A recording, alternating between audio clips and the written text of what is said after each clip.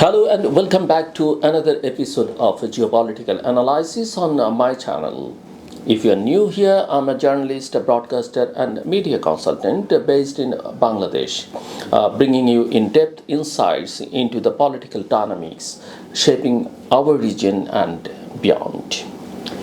In today's video, we'll explore the complex geopolitical landscape that Bangladesh finds itself navigating, positioned delicately between two powerful Asian giants, India and China, as both countries expanded their strategic footprints across South Asia. Bangladesh is striving to maintain its sovereign footing while balancing competing interests and opportunities. Let's dive deep and unpack the realities behind the headlines. In April 2025, Indian Prime Minister Narendra Modi's visit to Sri Lanka sparked renewed debate over India's assertive footprint in South Asia. The signing of seven Memoranda of Understanding (MOUs), particularly the Defence Cooperation Agreement between New Delhi and Colombo, has stirred controversy around sovereignty, transparency, and the ideological shift in Sri Lankan politics when read alongside India's ideological outreach in Nepal and the broader regional context involving Bangladesh and Pakistan. A pattern emerges, one of an increasingly ideologically driven Indian foreign policy that may jeopardize regional stability.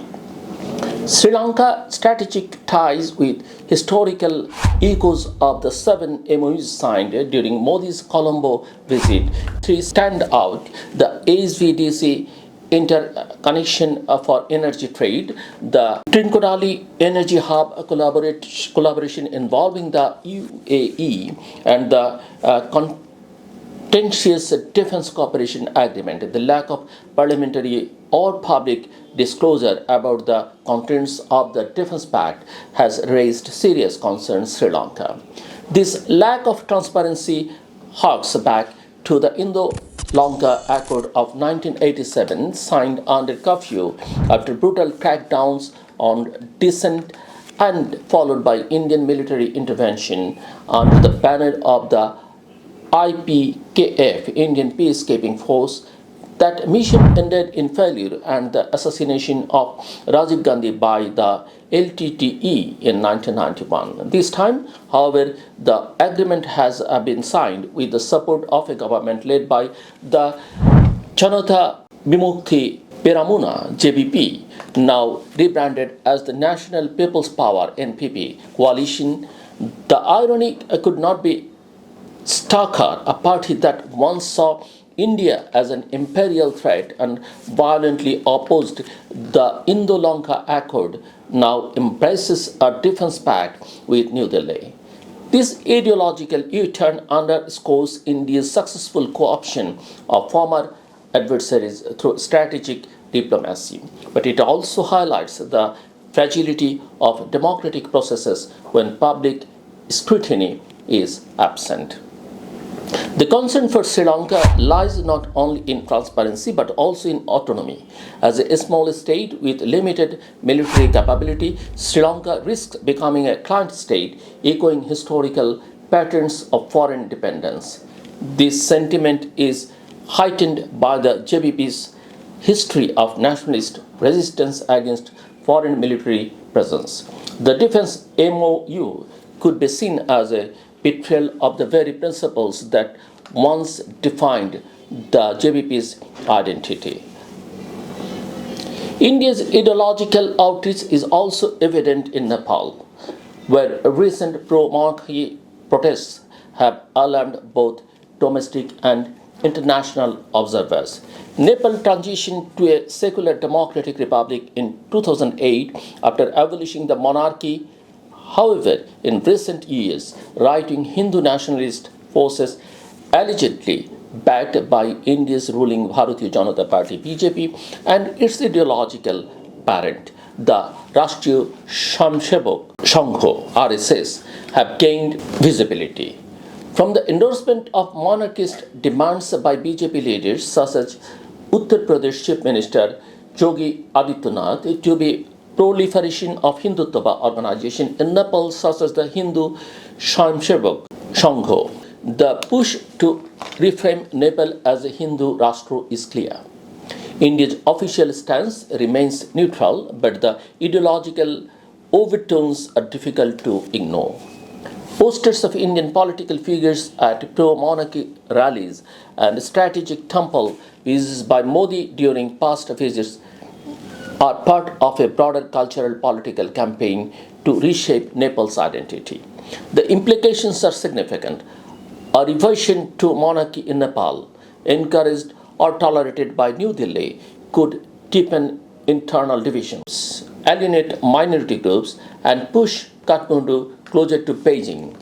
China has already signed new trade and energy deals with Nepal, capitalizing on anti Indian sentiment fueled by past interventions such as the 2015 blockade.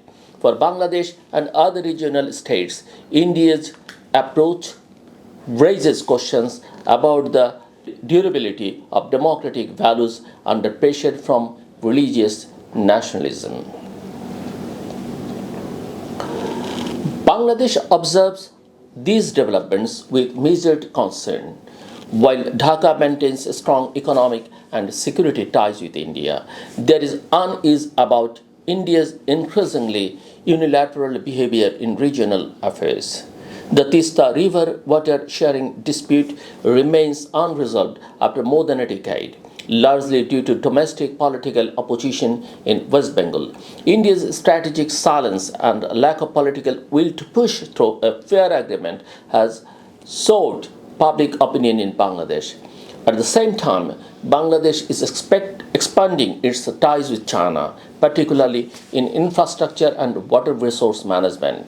The recent Tista River Comprehensive Management Plan by China's Power China and the renewed interest following Professor Muhammad Yunus' visit to Beijing reflect Dhaka's intent to diversify its strategic partnerships. India's actions in Sri Lanka and Nepal reinforced this inclination.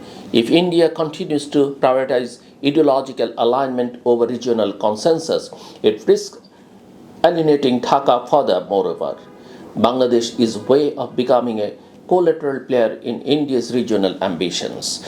The Modi government's focus on Hindutva politics, its use of the NRC and CAA to cushion the citizenship of millions, many of whom are of Bangladeshi origin, and occasional anti-Bangladeshi rhetoric in Indian political discourse have not gone unnoticed.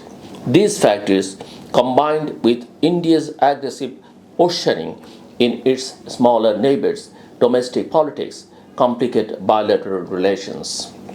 Meanwhile, Pakistan presents a contrasting yet instructive case.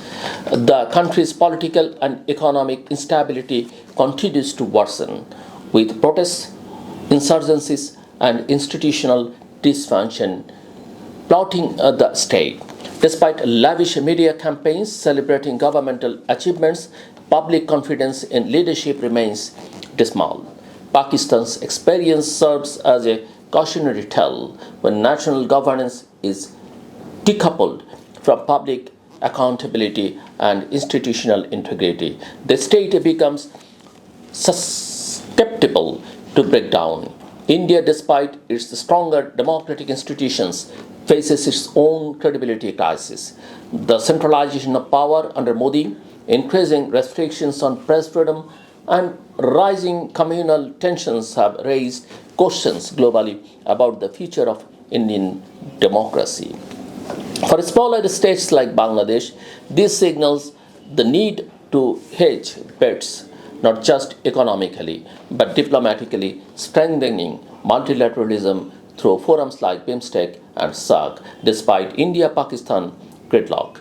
Deepening ties with ASEAN and maintaining a balancing act between Beijing and New Delhi are strategic imperatives. Regional states and the China factor, China looms large in all of these developments, from the Hambantota port in Sri Lanka to the Pokhara International airport in Nepal, Beijing's influence is pervasive.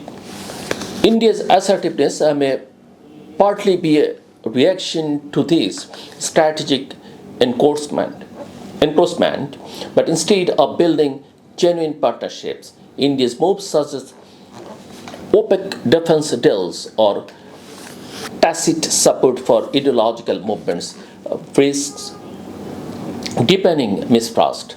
Unlike India, China often employs a long-term strategy that emphasizes infrastructure development, trade facilitation, and non-interference in internal politics, while Beijing's intentions are not altruistic.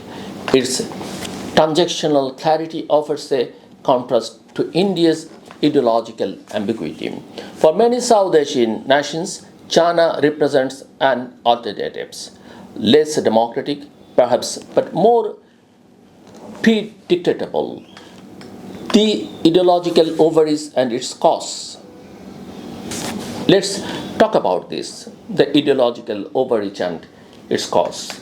India's Hindutva-driven foreign policy risks isolating it within its neighborhood, while cultural diplomacy can enhance soft power when it morphs into religious nationalism. It becomes destabilizing from Nepal to Sri Lanka and by extension to Bangladesh. There is growing unease about the BJP's vision for a Hindu civilizational state.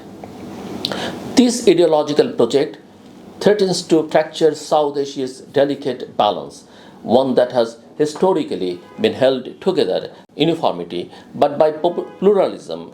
Countries like Bangladesh, secular, multicultural, and constitutionally inclusive, find themselves ideologically distant from India's current trajectory. Moreover, India's shifting posture under Modi from democratic breeze builder to ideological hegemon could erode its long-term strategic influence. The country's ability to lead regional initiatives, mediate in a crisis, or inspire trust depends on its adherence to democratic norms and multilateralism, and South Asia stands at a pivotal juncture. India's actions in Sri Lanka and Nepal, viewed alongside its neglect of long-standing issues with Bangladesh and its alienation of Pakistan, suggest a transition from the consensus building to coercion. While India remains the region's dominant power, its ability to shape outcomes is being challenged not by rival militaries but by competing narratives of governance, identity, and partnership. For Bangladesh, the priority must be clear: safeguard national interest through balanced diplomacy, reinforce regional cooperation mechanisms, and resist being pulled into ideological alignments that jeopardize its secular and strategic foundations. India, on the other hand, must choose between ideological triumphalism and pragmatic leadership. Its neighborhood, wary of interventions and unmet promises, demands the latter. Thank you for watching. If you have any thoughts or perspectives on this topic, feel free to leave a comment. Don't forget to like, share, and subscribe for more in-depth geopolitical analysis from a Bangladeshi lens. Thank you again. Take care and stay safe.